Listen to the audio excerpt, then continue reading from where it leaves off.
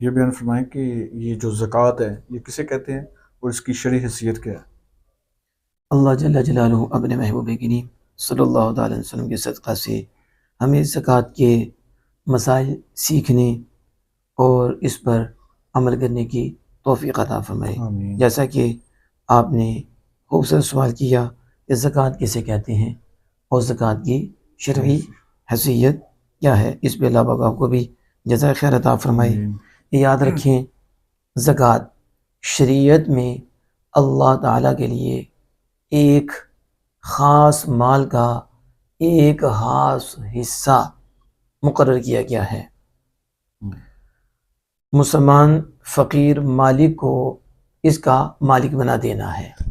بس اتنا ذہن میں رکھ لیں کہ ایک خاص مال ہے اور اس کا ایک سارا نہیں، اس کا ایک خاص حصہ شریعت نے مقرر کیا ہے جس کا کسی فقیر کو مالک بنا دینا ہے، اس کو زکوٰۃ کہتے ہیں۔ اس زکوٰۃ کی اور فقیر بھی ہاشمی نہ ہو، یہ بھی ذہن نشین ہو، اور یا ہاشمی کا آزاد کردہ غلام نہ ہو۔ ویسے تو اب آزاد کا سلسلہ، غلام کا سلسلہ ختم ہی ہو چکا ہے۔ اور اس کی شریعت کیا ہے یہ یاد رکھیں، زکوٰۃ ضروریت دین سے ہے، جیسے نماز، جیسے زکوٰۃ، اللہ کا ایک ہونا، توحید، رسالت، قیامت، یہ سارے ضروریات دین میں سے ہیں۔ جس نے نماز کا انکار کیا وہ بھی کافر ہو گیا، اسی طرح جس نے زکوٰۃ کا انکار کیا تو وہ بھی کافر۔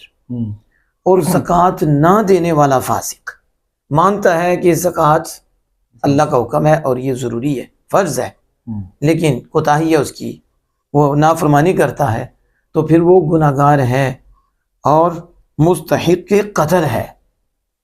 یعنی کہ یہ قتل کا مستحق ہے کہ قاضی اس کو قتل کرتے، یہ زکوٰۃ نہیں دیتا، اور اگر زکوٰۃ دینے میں تاخیر کرتا ہے تو پھر گناہ گار ہے۔